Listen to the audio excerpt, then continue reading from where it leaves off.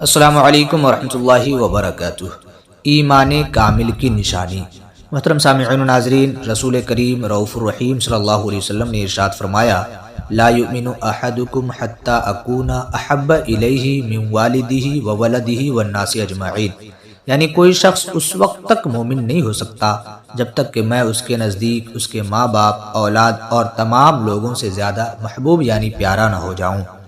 علامہ شمس الدین صفیری شافعی رحمۃ اللہ علیہ شرح بخاری میں اس حدیث پاک کے تحت لکھتے ہیں، اس سے مراد یہ ہے کہ کسی کا ایمان کامل نہیں یہاں تک کہ نبی پاک صلی اللہ علیہ وسلم اس کے نزدیک اپنی اولاد اور والدین سے زیادہ محبوب نہ ہوں۔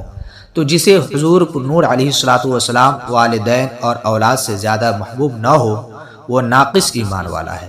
جبکہ علامہ ابن بطال رحمۃ اللہ علیہ نے فرمایا، اس حدیث سے معلوم ہوا کہ امتی پر نبی کریم صلی اللہ علیہ وسلم کا حق اولاد، والدین اور تمام لوگوں سے زیادہ ہے، اس لیے کہ نبی پاک صلی اللہ علیہ وسلم نے ہمیں دوزخ سے بچایا اور گمراہی سے ہدایت بخشی۔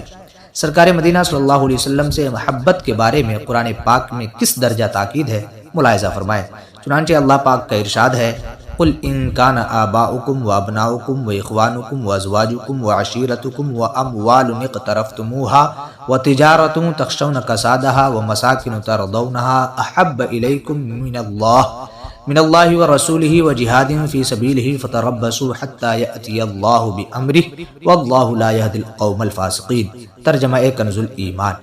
تم فرماؤ، اگر تمہارے باپ اور تمہارے بیٹے اور تمہارے بھائی اور تمہاری عورتیں اور تمہارا کنبہ اور تمہاری کمائی کے مال اور وہ سودا جس کے نقصان کا تمہیں ڈر ہے اور تمہارے پسند کے مکان، یہ چیزیں اللہ اور اس کے رسول اور اس کی راہ میں لڑنے سے زیادہ پیاری ہوں تو راستہ دیکھو، یعنی انتظار کرو یہاں تک کہ اللہ اپنا حکم لائے، اور اللہ فاسقوں کو راہ نہیں دیتا۔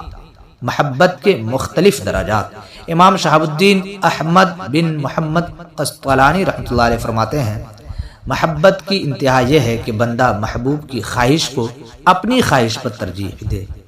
حضرت ابو عبداللہ قرشی رحمۃ اللہ علیہ فرماتے ہیں، حقیقی محبت یہ ہوتی ہے کہ محب یعنی محبت کرنے والا اپنا سب کچھ محبوب کو پیش کر دے اور اپنے پاس کچھ بھی نہ رکھے۔ حضرت ابو بکر شبلی رحمۃ اللہ علیہ فرماتے ہیں، محبت کو اس لیے محبت کہتے ہیں کہ یہ محبوب کے علاوہ دل سے ہر چیز کو مٹا دیتی ہے۔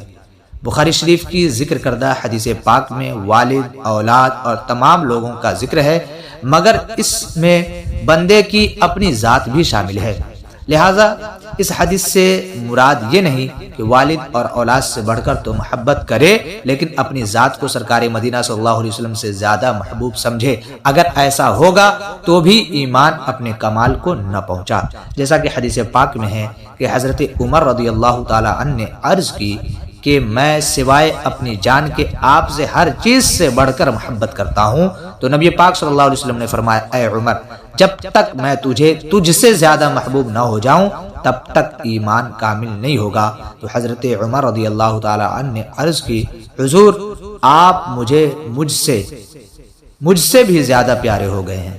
فرمایا، اے عمر، اب تیرا ایمان کامل ہو گیا۔ محبت کا تقاضا۔ نبی کریم صلی اللہ علیہ وسلم سے محبت کا تقاضا یہ ہے کہ آپ کی مبارک سنت کو اپنایا جائے، آپ کے دین کی مدد کی جائے، آپ کے اقوال و افعال کی اتباع کی جائے، جن باتوں کا حکم دیا ان کو بصد شوق بجا لایا جائے اور جن باتوں سے منع فرمایا ان سے باز رہا جائے۔ محبت کرنے والوں کے تذکرے۔ حضرت سیدنا ثوبان رضی اللہ تعالی عنہ ایک دن حضور اکرم صلی اللہ علیہ وسلم کی بارگاہ میں حاضر ہوئے تو ان کا رنگ متغیر یعنی بدلا ہوا تھا اور رنج و ملال ان کے چہرے سے نمایاں تھا۔ سرکار مدینہ صلی اللہ علیہ وسلم نے پریشانی کا سبب پوچھا، عرض کی، یا رسول اللہ، مجھے درد ہے نہ بیماری، مگر جس وقت آپ کو نہیں دیکھتا بے تاب ہو جاتا ہوں۔ قیامت کے دن اگر جنت میں بھی جاؤں گا تو اپنے اعمال کے مطابق مقام و مرتبہ پاؤں گا، آپ تو انبیاء کرام علیہ الصلوۃ والسلام کے ساتھ اعلیٰ مقام پر ہوں گے، حضور میں وہاں کس طرح پہنچوں گا جس وقت آپ کی زیارت نہ کر سکوں گا؟ بہشت سے کیا لطف حاصل کروں گا؟ ان کی تسلی کے لیے قرآن کریم کی یہ آیت نازل ہوئی، وَمَن يُطِعِ اللَّهَ وَالرَّسُولَ فَأُولَٰئِكَ مَعَ الَّذِينَ أَنْعَمَ اللَّهُ عَلَيْهِم مِّنَ النَّبِيِّينَ وَالصِّدِّيقِينَ وَالشُّهَدَاءِ وَالصَّالِحِينَ وَحَسُنَ أُولَٰئِكَ رَفِيقًا۔